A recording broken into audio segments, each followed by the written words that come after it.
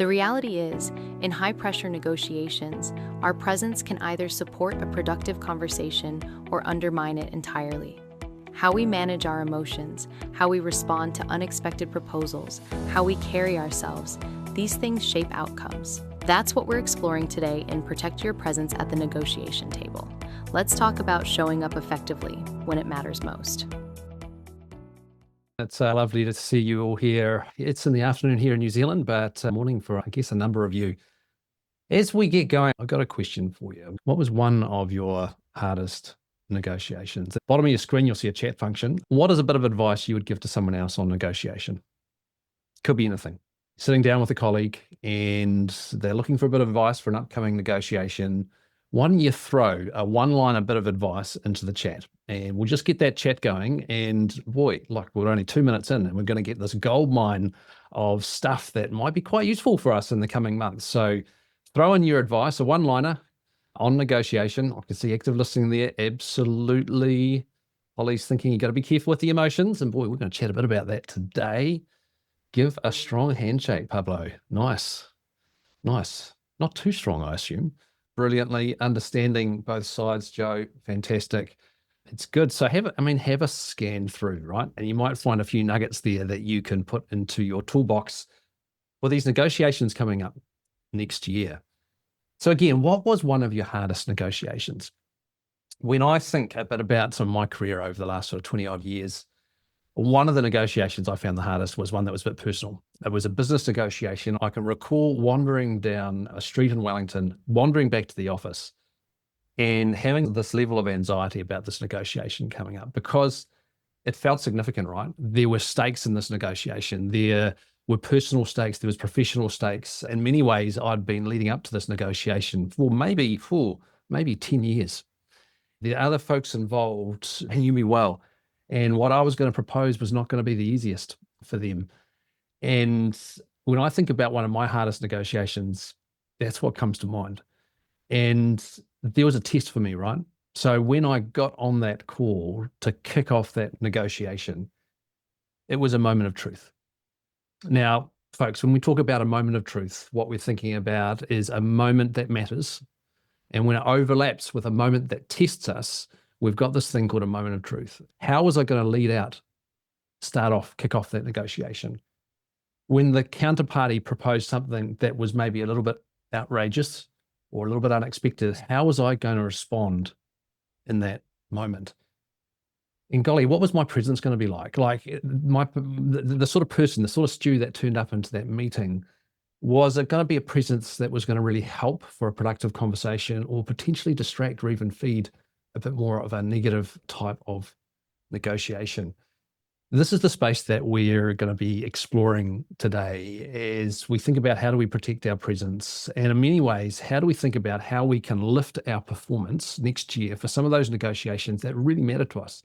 Those negotiations where we encounter these moments of truth, right? These moments that matter and these moments that will test us as we're opening up conversations, as we're reopening negotiations, as we're putting a dollar figure on the table that, kind of makes us feel a little bit uncomfortable. These are all these moments that will test us.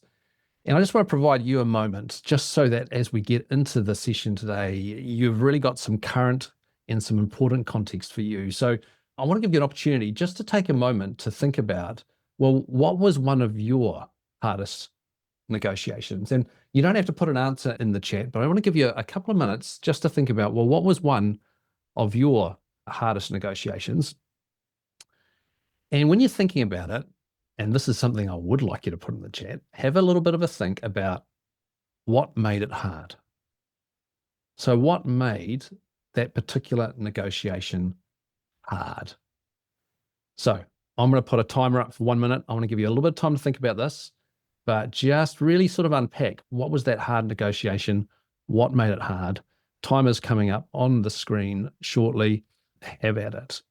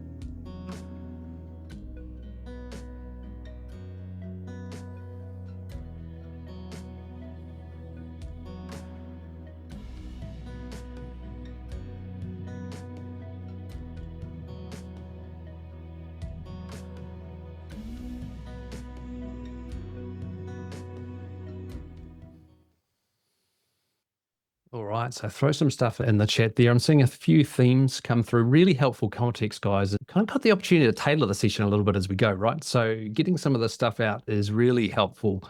I'm seeing some themes around power coming out there in the chat, like that. What made it hard was the feeling that you felt like you didn't have some power. You felt like the other party maybe held some of the cards. The risk of being a bit intimidated by the other party, I can see that that would test us.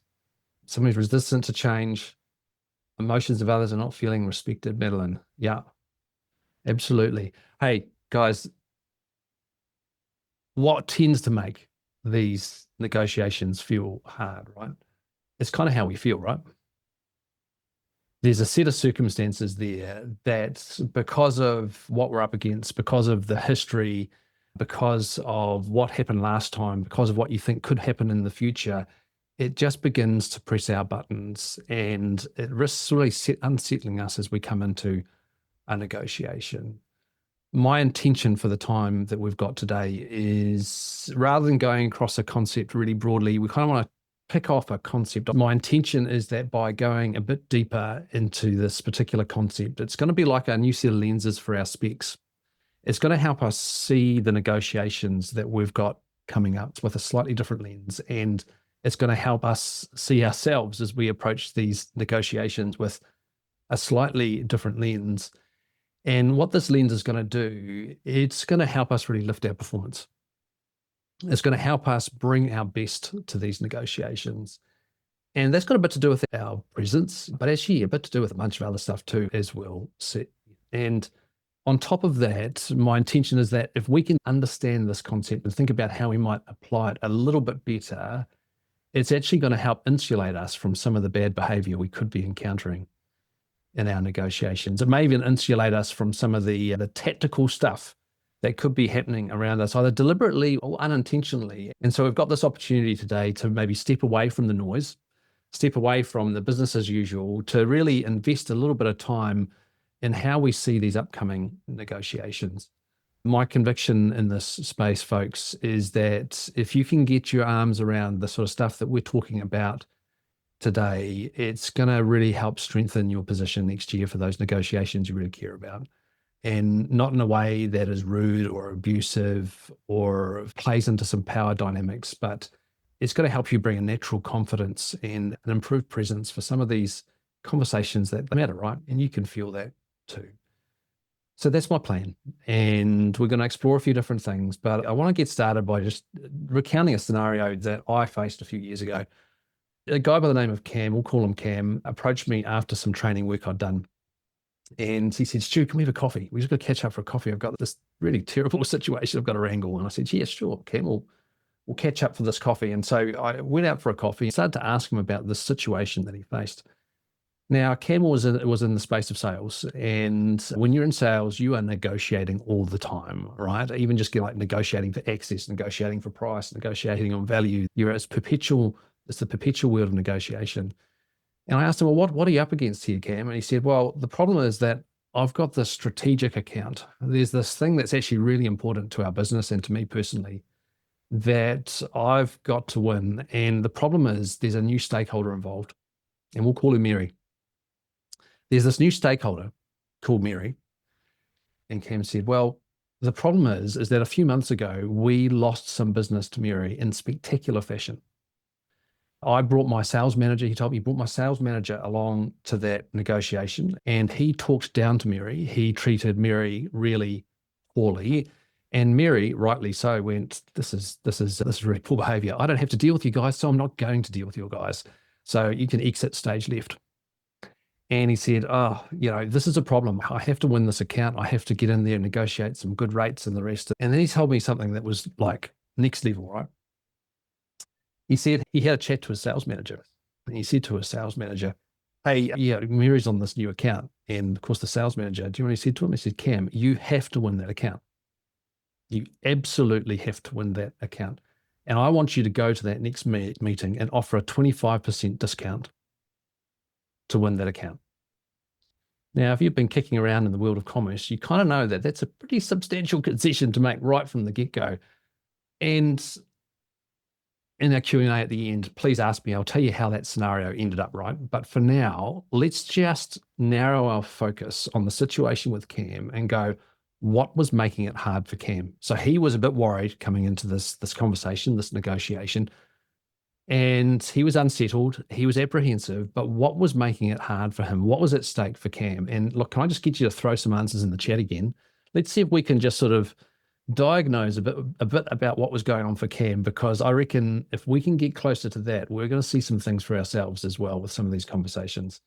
Tracy's got the pressure to make it happen. Absolutely. By the way, Cam had a reputation as like a hunter. Do you know what I mean? Like someone who'd go out there and close a lot of deals. And so he had a bit of reputation there as well, making it hard. The immovable bottom line. Yeah, Chris, that's going to make it hard.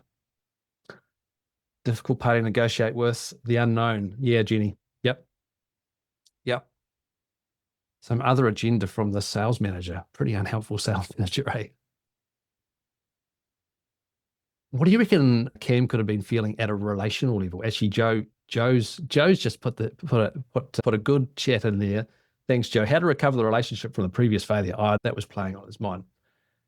Look, I want to introduce this concept to you that we're going to be talking about, and we're going to think a bit about Cam in this particular context.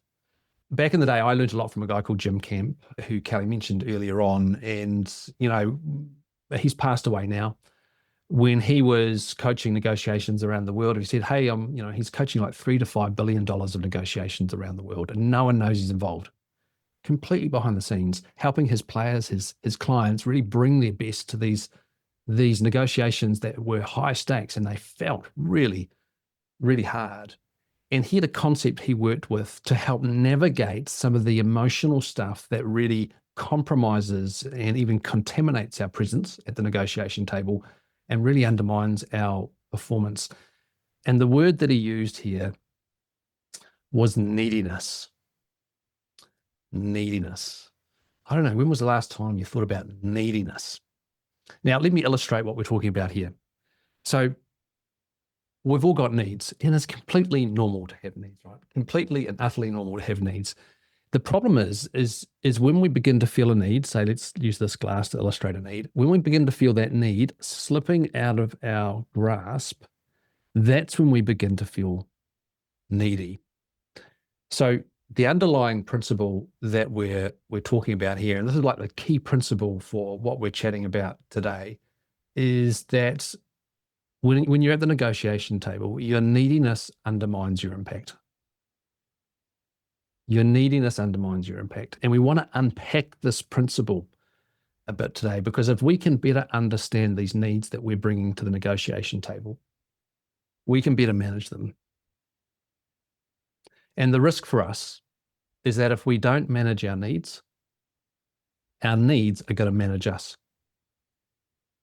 We're going to be in the mode of, rather than responding, we're going to be reacting. And those negotiations are going to be filled with some regrets that in hindsight, you'll go, I wish I were a bit better able to bring a better composure and presence to the negotiation table. So let's come back to our friend Cam for a second, right? In the chat again, what do you reckon are some of the needs that Cam was bringing to this conversation that were potentially slipping out of his grasp? So throw a few needs in the chat. What do you reckon?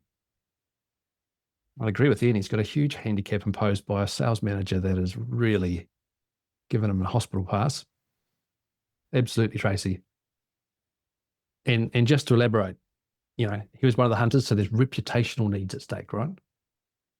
The need to keep his job, validation, the reputation, the commission, right? This was for his family too. He needed to get the money in the door, right? The need to feel respected. Yeah, absolutely. And so in many ways, you could have said that Cam in this particular moment was feeling needy. That neediness was undermining his impact and his presence in terms of how he was about to walk into that meeting. But can I get you to notice something else?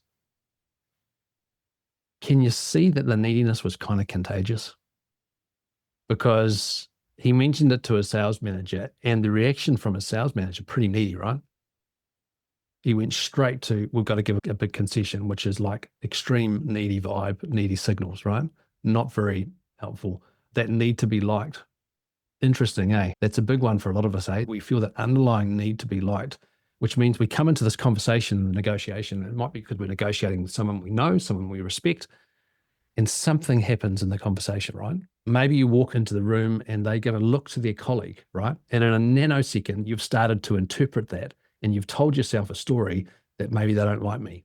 And the needs that you had begin to slip out of your grasp. So here's the plan, guys. We're going to dig a bit more into this neediness thing. I think that if we want a really good set of lenses for our specs in this whole neediness space, we've got to better understand how neediness impacts us. And so we're going to think about 3 ways that neediness sabotages us. And I've chosen that word sabotage because it's kind of sneaky. Do you know what I mean? When you think about a saboteur, they do something sneaky, right? This neediness thing, if we can't see our needs, we can't manage our needs. If we don't manage our needs are going to manage us. So we have to be really aware around how these needs can cause a little bit of havoc for us. So the first way that we can think about how neediness sabotages us is that it sabotages our stability. And when I'm thinking about stability, it's kind of like what's happening between our ears. Now, there's a professor from UCLA called Siegel, and he's got this wonderful illustration of the human brain. And he uses a hand, right? He uses a hand like this. And he says, this part of your hand is like the brain stem, and that's where all the signals are coming into the brain. And you've got the limbic system there, which is like the emotional, you might have heard fight, flight type responses. They're all generated from this limbic part of the brain. And across the top, you've got that gray wrinkly stuff you see on a description of the brain or a picture of the brain. You've got your cortex, right? And you've got your prefrontal cortex, where you do a lot of your thinking and your planning. And it's often the place you want to be to have really good, productive conversations. And what he explains is that the human brain is like a threat detection engine. It is continuously scanning the environment for threats. And when it detects a threat, he explains it's like we flip our lid. When it detects a threat, all the oxygen and glucose that would be coming to this part of the brain, which we kind of want engaged, is gobbled up by the limbic system. And we flip our lid and we're now in that fight, flight, or freeze type state. A lot of things are happening to us. Like we get that look from the colleague as we come into the room or from the counterparty, our brain quickly detects a threat. We flip our lid and stuff happens to us, right? Not only does it like the blood starts to rush out to our extremities and the like, but importantly, do you know what happens? We start to become risk averse. We start to avoid stuff. And from a coach's perspective, this is where you start to see some things go wrong. People are trying to escape the conversation, or they're trying to get through the difficult stuff way too quickly. Or, you've got that extreme result, like I'm going to give them 25% discount. Some crazy stuff starts to happen because we're beginning to feel needy. So neediness, it sabotages our stability. So I've got a question for you. Let me use this as an illustration, right? So let's imagine for a moment that this is us and this is the other person in the negotiation, and we'll call them Bob, or you could call them Bobby, right? Whose world, as a professional negotiator, right? And you are all professional negotiators. You do realize that, right? Negotiation is just part and parcel of your role. As a professional negotiator, whose world do you need to be in? Do you need to be in our world, or do you need to be in their world?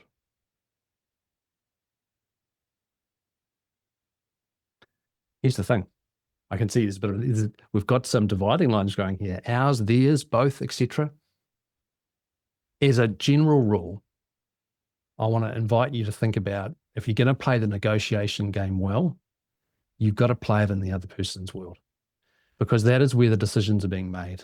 We have to try and get into their world, see their world, discover what they really need, so we can help to position the value that we bring to the table. That being said, of course, we don't ignore our world. And what we're talking about today is a little bit of navel gazing in many ways, as we think about, well, what are some of these needs that we're bringing to the table? And so we do spend a little bit of time in our world, but our predominant focus needs to move very quickly into the other person's world, which brings us to another area in which we get sabotaged when we start to feel needy. Because when we feel needy, it sabotages our sight.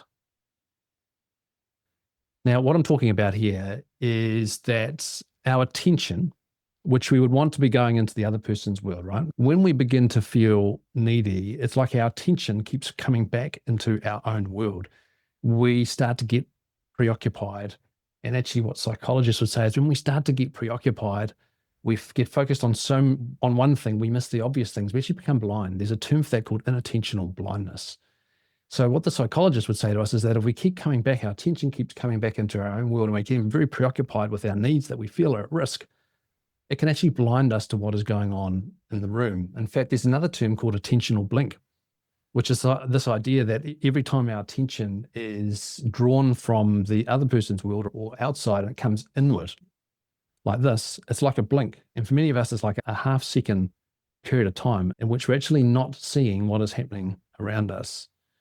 And I can tell you, like from a negotiation coach perspective, we need to be really well attuned to the reality of what's going on in the other person's world, the opportunities, the challenges, the whole 9 yards. We've got to see it, right? And if we can't see it, that's a problem for us as negotiators, right? So neediness, well, let's recap. It sabotages our stability. So we potentially, when we begin to feel needy, we're coming into the conversation a little bit like this, and it's a bit easier to push someone over, right? When they're feeling a bit needy, they're a bit more unstable. It sabotages our sides, but let's think about our friend Bob again, right? When we feel needy, we show needy. And when we show needy, who do you reckon sees it? Throw something in the chat. When we feel needy, we show needy. When we show needy, someone sees it. Bob sees it, of course. And this is where we're really talking about our presence. Because when we feel needy, it sabotages our signals.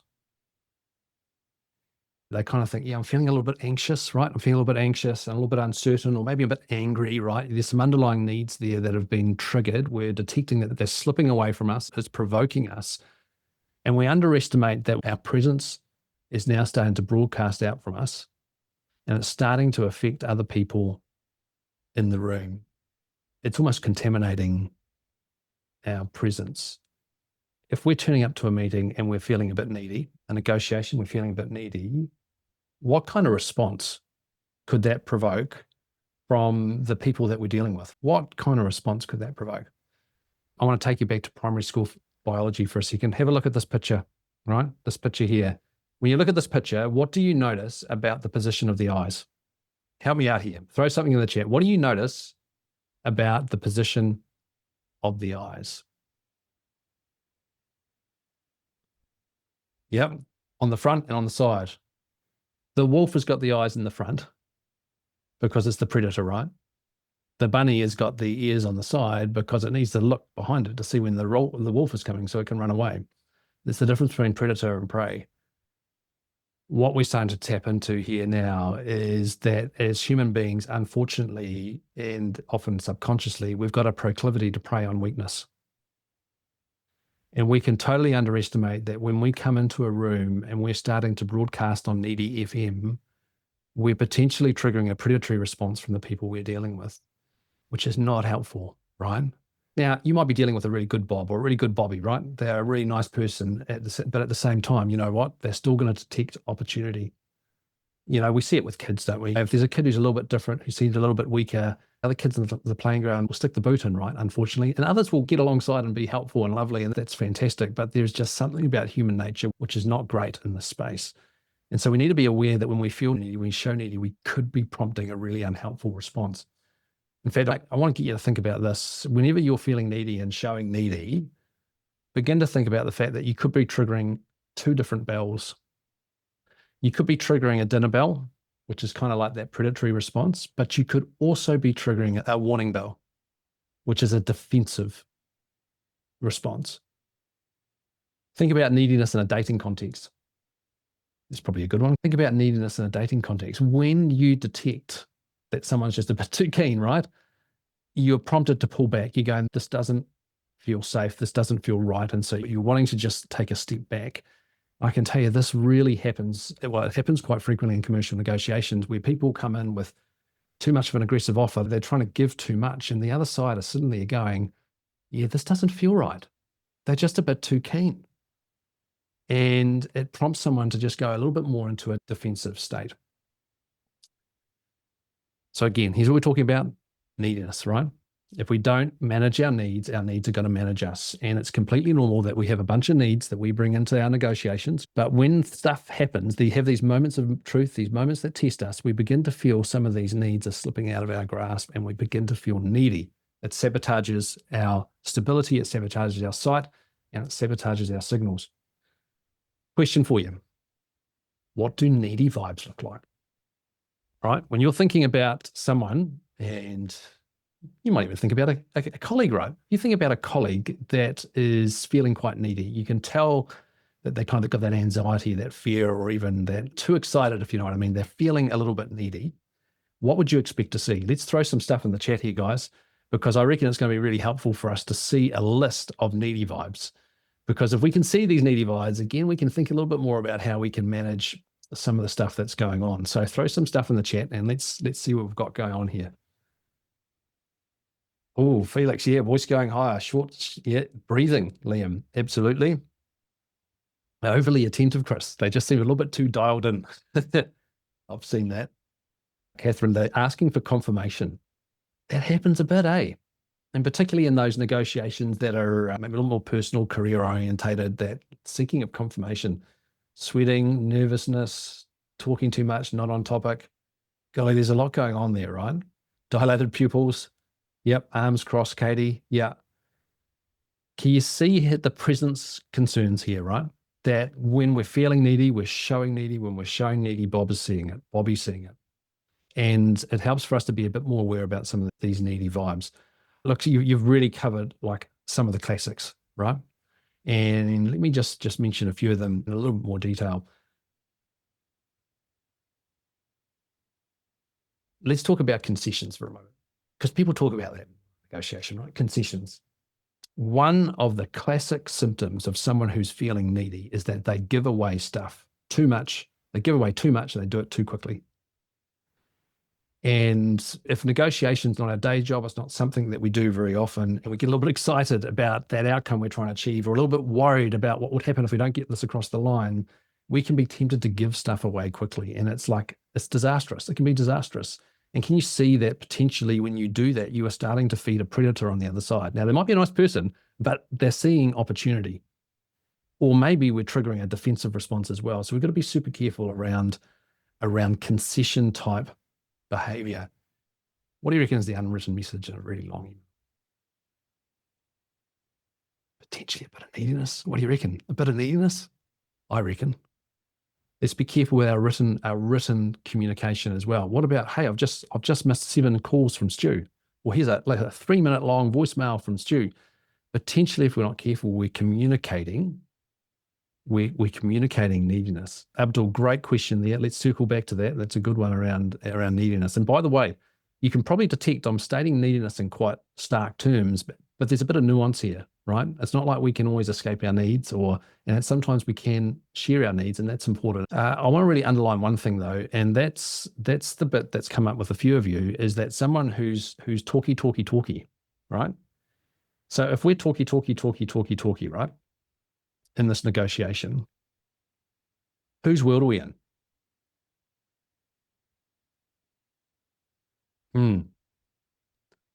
We're in our world, right? We're saying, hey, Bob, let me tell you about your world. Well, hey, Bobby, let me tell you about my world. What we're not in is the other person's world. And on top of that, if we're talky, we are broadcasting serious needy vibes into the room. And as some of you noted here, it's not just talky in our normal tone of voice. Quite often when we feel needy, our tone lifts a bit. We talk in a slightly higher pitch of voice. I learned this the hard way, guys. I had some negotiations with a company and I had a call with a lawyer in Shanghai. And I knew I had to have this negotiation with this lawyer. I just didn't know entirely when it was going to be. So I'm sitting at the office one day and I hear this ring on the phone. It's like 4 zeros come up on the phone. It's an international number. And I've got that moment where you go, do I pick it up or do I put it through to voicemail? I'll pick it up and I'll answer the phone. And it was this lawyer, right? And we just started to get into this negotiation. But after 2 or 3 minutes, I started to feel super uncomfortable. Something doesn't feel right here. What's going wrong? And do you know what was going wrong? What was going wrong is I was talky, and in a pitch of voice that was a bit higher than usual, right? And I caught myself. And do you know why I caught myself? Because the lawyer on the other side was ice cold calm and was speaking in a slow and a deliberate voice. And they shook me out of my pattern of behavior there. And I went, oh, I should know better, right? I should know better. And I deliberately started to slow down my speech and lower my tone of voice. Now, as part of the session, we're going to explore a few different techniques and things that help with this neediness quandary, right? And the first one is this behavior of low and slow. And the sort of behaviors we're talking about here, guys, the world of negotiation, the world of influence is the space of the simple but hard. Because some of these behaviors they're not really rocket science, right? But they're kind of hard because we're fighting against our habits and our underlying needs, right? And so what low and slow looks like is that we're deliberately lowering our tone of voice and slowing down our speech in the meeting. Now, for some of us, this is exactly what we need. We might need to make a little circle checkbox on our meeting notes as we come into that negotiation. And no one else knows but you that what that is signaling is to slow the heck down. And the wonderful thing about some of these behaviors is they're like Swiss Army knives because they serve multiple purposes. Because if you are able to lower your tone of voice and slow down the cadence of your speech, not only do you bring a bit of calm to yourself, but you also bring calm to the other people in the room, like what happened to me in that negotiation. So this is like a really high leverage behavior. Simple, but hard. Chris Voss, an ex-hostage negotiator, Jim Camp went in and helped Chris and his team a number of years back. He talks about his late night DJ voice. And that's how he gets into this space. He says he's convinced that if we're able, like a DJ, to slow our voice down and end on a low note. So if we go, hey, well, what's the biggest issue here for you? You sort of go slow and then go low. He reckons not only does that calm you down, it calms down the other people in the meeting. So that's our first tip, really, in terms of how we can start to fight out these tendencies to just be a bit needy, feel a bit needy, show a bit needy. Marcus Lush, Chris. Yeah, nice work. That's brilliant. So I just want to take a pause here for a second, though. I've got a few more strategies to share with you, and then we have time for a few questions as well. But I do want to we've got to get real about this topic, and I'd hate for you to walk away to kind of go, hey, Stu's proposing that we will never show any need. And I'm going, no, that's not what I'm proposing.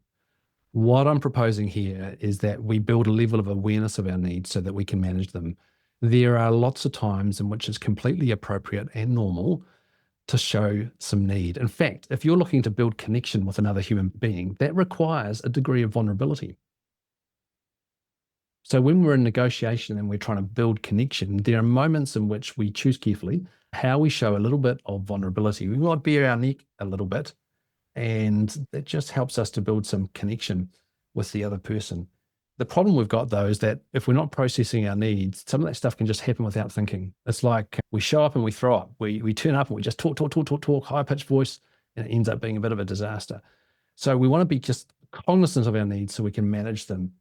There's also a bit of a paradox here, which we kind of talked about a little bit earlier, in that we're talking about focusing on our own needs. We've for a period of time, we're going attention in to try to identify some of these needs so we can manage them. But we also got to think, to be effective, it's also got to be attention out. In fact, the more that we're attention in, the more that the spotlight of our attention is firing into our own world, the more anxious, the more fearful, the more emotional we're going to be. The more we're able to direct the spotlight of our attention out into the other person's world, it helps us to manage our emotions a bit better. So I just want to we've got to be realistic about this neediness thing. So a few more tactics, a few more strategies that could help. And by the way, there is a long list of stuff here. We've only got a short period of time, so I'll just share a few to get the conversation going and just to prompt a few thoughts as you think about some of these big conversations coming up in 2025. By the way, that low and slow behavior? Don't do that all the time. You'll annoy the heck out of everyone. Low and slow is a behavior that you deliberately use in moments to help you bring a bit more calm and actually bring a bit more calm to the negotiation table as well. So next thing that you could think about at a very practical level is a little test. And I'm going to call it test needy with no. Now, one of the problems with neediness is that it can hide from us and we can lose a sense of awareness. It's like if I say, hey, can you hear anything? And you'll go, I can't hear anything. But if you really stop and listen, you can start hearing the people in the next meeting room and traffic outside.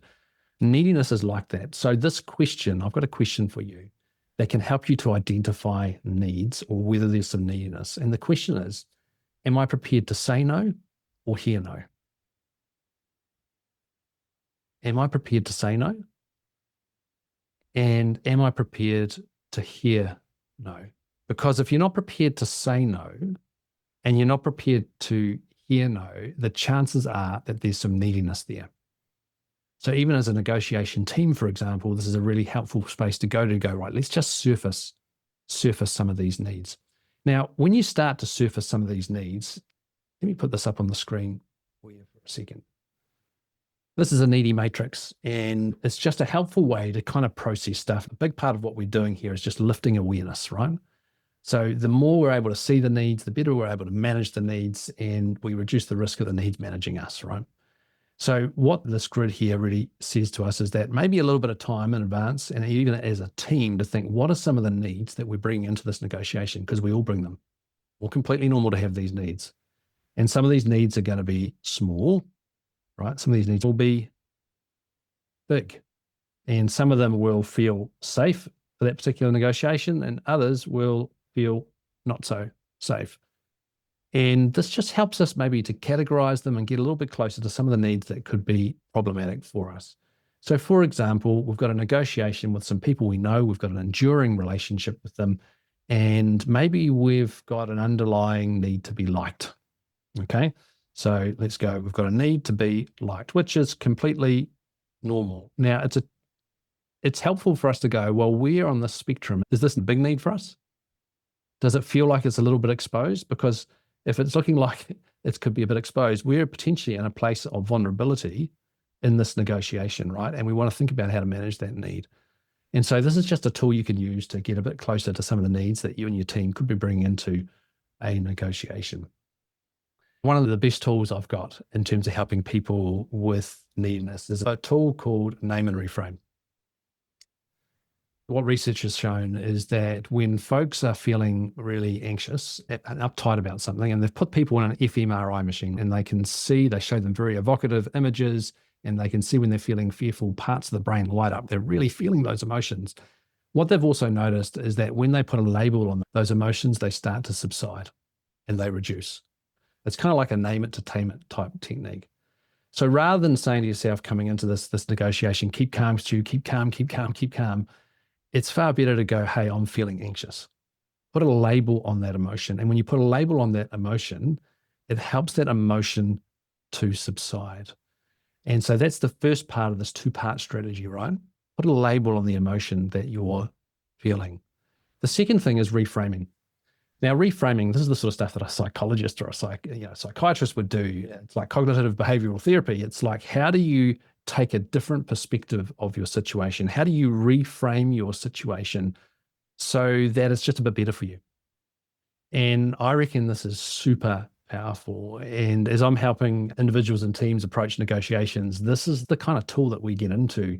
We identify these moments in which we're going to be tested, right? How are we going to be tested? And then we start thinking, it's almost like an if-then plan. If X happens, then Y. And part of how we're going to cope with that situation is to think about how we're going to reframe it. I'll give you an example. And I know one of you has already mentioned it in the chat. We often have this underlying need to be liked, right? Now, see if you can pick up what I'm doing here. You don't need to be liked by that individual. You want to. You don't need to have a successful negotiation. You want to. You don't need to get that across the line by Christmas. You want to. You don't need to get that figure. You want to. You see that there's a bit of reframing going on here, and it's a quite important reframing. As we approach negotiations, just want is life, need is death, right? Save need for things like the need for the love of your friends and family, the need for a roof over your head, the need for food in your belly. Those are real genuine needs. Quite often what we're looking at in this negotiation concept is a bit more in the camp of the want. And can you see that there's quite a different sense of energy and presence, even if we're coming into a meeting going, I don't need to be liked by this person. I want to, because of course, wanting to is a good thing. Alison Wood Brooks has also done some wonderful work in reframing, particularly around people that are feeling anxious coming into a situation. She put people on really sort of anxiety-inducing scenarios, right? So like singing in front of strangers, that would freak most of us out. Doing public speaking is not everyone's favorite thing. You know, many people would prefer to be in the coffin than giving the eulogy, right? Or doing maths under pressure in public, right? Those three things are almost guaranteed to put someone into a state of anxiety. And she had two groups. And with one group, they were just simply saying to themselves, hey, you got to say to yourself, keep calm, keep calm, keep calm. And the other group were invited to say to themselves, get excited. And this is a potential way for us to kind of reframe some of these negotiations. And you're going to think this seems a bit naff. I'm sure you do. It's crazy how this works, right? When you're approaching a situation, you're a bit apprehensive about saying, I'm going to get excited about this. It's like a switch in our brain. And what Alison Wood Brooks noticed is that anyone who was coming into these stressful situations and was saying, I'm going to get excited, they performed at a much higher level, which is kind of what we want, right? We want that level of performance. Look, I've tried it lots of different ways. I've tried it jumping out of a plane at 20,000 feet. It works. And one of the reasons it works is that when you're in that state of anxiety, right, it's an emotionally peaky type of arousal, right? You're emotionally peaking up, right? And so is excitement. And so by saying to ourselves, reframing our situation, go, hey, I'm going to get excited about this, it's like we trick our brain into thinking that it's not this threat, it's actually this opportunity. Golly, I've got a list of strategies. We could go on and on and on, but I reckon we should start to land the plane here. So we've got a little bit of time for questions. Big picture, right? Big picture. We've all got needs. But when we start to feel needy, it undermines our impact. It compromises our presence. It sabotages our performance. If we don't manage our needs are going to manage us. And so we need to be aware of the needs we bring into the negotiation. We need to be aware that it could sabotage our stability, it could sabotage our sight, it could sabotage our signals. We've got all these needy vibes, right? So we've got to be prepared to manage those needs coming in. And it's helpful to think about low and slow. You can think about getting out of your world into the other person's world. It's going to help with this, by the way. You can think about name and reframe. And if we had more time, we'd talk about breathing techniques and other ways of reframing, ways that you can just help bring a little bit more calm into these conversations. Now, where to from here? I'm sort of delighted to be working with Campus Plus to be able to provide some of these insights for you for some of your negotiations in 2025.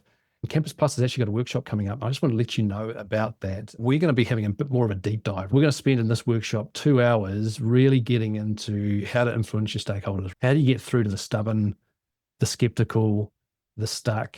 How can you work with vision to really make a difference in that space? And I reckon that's important, right? And I think it's particularly important if we come from a technical discipline. Because as technical professionals, we can often err on the side of logic and reason to try and get the other person across the line. And that can help a little bit. But boy, if we start to work with vision, we will elevate our influence and have a lot more impact. So please look out for that. If you're interested in a few free resources, there's a free tab on my website, which is really getting into perception, right? So there's a few videos there you could have a look at that are going to help you see a little bit more clearly as you come to the negotiation table in 2025, because remember, we want to be in Bobby's world. But I reckon I'm going to land the plane here, guys, and just give the opportunity to look at a few questions. So just take a moment to throw some questions in if you've got some questions. And I know we had one earlier, which I'm just going to try and dig out in the chat. And if you ask that question, feel free to unmute and let us know all about it as I try and find it. And otherwise, throw some questions in and we'll see what we can answer.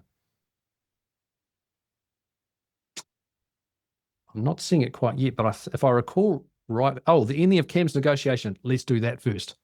Let's do that first. So there was a bit of difficult coaching on that one in the sense that here's a principle for you. If you don't handle the baggage is going to handle you. Baggage kills deals. So the number one problem that Cam needed to sort out in terms of coming into that negotiation was he had to handle that baggage. And that baggage is that Mary had been treated absolutely appallingly by the sales manager.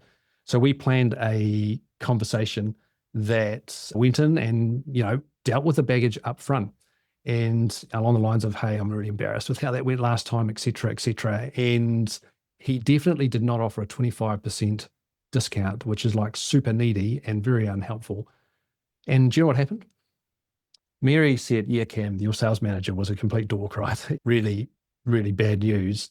But actually, the way that you handled that account at the last joint was actually really good. So as long as you keep that sales manager out of my office, you've got a chance. And of course, Cam's going, phew, he's still in there with an opportunity, which I'm really pleased about because he was a real top shelf sort of guy. But do you know what the next negotiation was? Guess who wanted to come to the meeting? The sales manager wanted to come along to the next meeting. Crazy stuff. If I'm recalling the question that was earlier, it was around this idea of maybe balancing need versus maybe curiosity or just trying to really get into their world.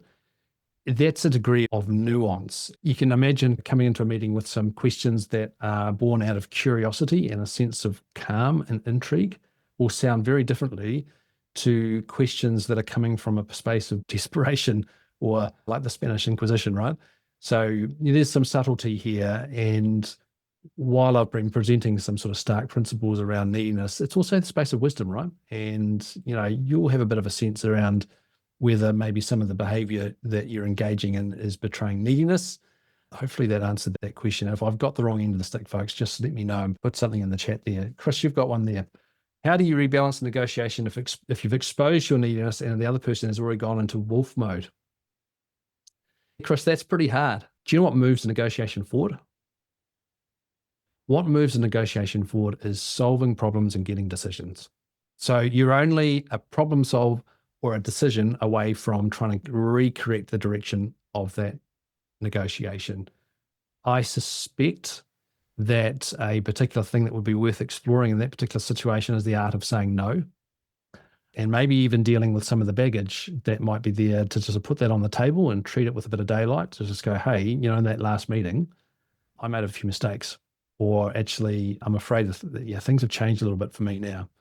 I'm a little bit reluctant to come in with too much specific advice on this one, Chris, because it's a little bit nuanced and there'll be a bit of context there that we could explore. But by the way, feel free to reach out, drop me a line. I'm more than happy to have a bit of a chat around that. The main thing is don't treat that as if the concrete has been poured on that negotiation. You've just got a different problem to solve now, and you focus your efforts on solving that problem and moving on to the next one. That can often mean some tricky conversations or some particularly real conversations. But that's the path, right? It's not always easy, but you can approach it systematically, step by step by step. Catherine, you got a question. What's a good negotiation strategy with funding agencies where the need is maybe obvious? Money. Okay. Yeah. So, yeah, obviously you need some money, right? And we that's a key part of it. Again, it's shaping where your superpower can be in this space, right? If you want to find power in these types of scenarios, find power in your proposition. Okay, let me unpack that a little bit. Find strength in what you're bringing to the table. Find strength in how you're there to serve. And so while you could be feeling a bit needy about getting the money in, your ability to step into the place of service and the value that you're there to deliver and how you're going to help them discover it. Can you see it's kind of moving from attention in to attention out? That can help minimize and mitigate some of the neediness stuff that could be going on. Half of it is actually just acknowledging it like you've done there. Like being aware of the needs can help you to begin to manage them. By the way, sometimes you just have to come clean and just say, look, actually, we're a bit desperate here. And that's a careful strategy to manage. But sometimes bearing your neck in quite an extreme way can be helpful. You just got to do that with care. Right. Am I bottoming out some of these questions here? How do you walk out or shut down a meeting successfully, Jenny? Ooh, that's an interesting one. How do you walk out or shut down a meeting successfully? Can I shoot from the hip on that? Golden rule, always show respect. Number one thing to do is always show respect. So when you're looking to exit and to shut down a meeting successfully, we're thinking, how do we do that respectfully? Knowing that one of the risks with the walking out type thing is that can be quite a tactical game. But even if you're having to pull away respectfully, you kind of want to leave the door open a little bit in terms of maintaining a bit of relationship and an opportunity for a further discussion. Great question. I kind of wish we had another hour to have a bit of a chat about some of the specifics here, but I see we've got the very capable Kelly on the screen here, and there's a poll that's come up too. So please have a respond to the poll if you've got a chance. And I think we're in the process of landing the plane. Are we, Kelly? We are. I was going to say that there were a couple questions buried up earlier in the chat. Yeah. If you want me to read them to you. Yeah, please do. Katie did ask, other than practicing negotiations with my kids, how can we improve our negotiation skills in practice? The biggest question I'd have for you there is, what's your system? Because when you want to really lift your performance as a human being, what really counts is what system have you got? Because you've got a system, right? You just may not see it. And just like we've got a system to brush our teeth, we do it, it gives us a level of performance and safety. We've all got a system that we bring to the negotiation table. And step one is to begin to become more aware of the system. When we see our system, we can begin to change it and work it. And so let's spend a bit of time just really working out what is your approach, what is your system of negotiation. And from there, you get into the space of building confidence, right? How do you get in the reps and you practice it? And that's often, a bit of support around that can help as well. But the key thing is to have the intent, work out what your system is, and then just start to get to work and practice and experiment and get some reps in. Is there another one there, Kelly? There was one more that I found. Pablo asked, what do you do not to be left out of a multilateral negotiation? To not be left out. Yeah. Okay, so the question I've got for Pablo, what don't they see? What don't they see? What do you need to help them see to invite you into that? And that's your job, right? Like if you can't see, like in 4K ultra high definition, the value that you're bringing to the table and the difference you're going to make to those other counterparties in that scenario, how on earth are you going to help them see it? So I'd be thinking a little bit around what are you bringing to the table, and then ask the question, well, what don't they see? Because that will maybe begin to identify for you where you might need to take that conversation to help them see why it makes total sense for them over the next 10 to 15 years to be talking to you now. And there'll be something like that, right? You just got to identify it and then think about how you're going to paint that picture for them. By the way, in our workshop on vision, that'll be a key part of it. Great question. Those were all the ones that I found buried. So if there aren't any more, just thank you very much, Stu. That was a beautiful presentation. And thank you everyone for joining in. Thank you very much, Stu. No problem. Bye. See ya.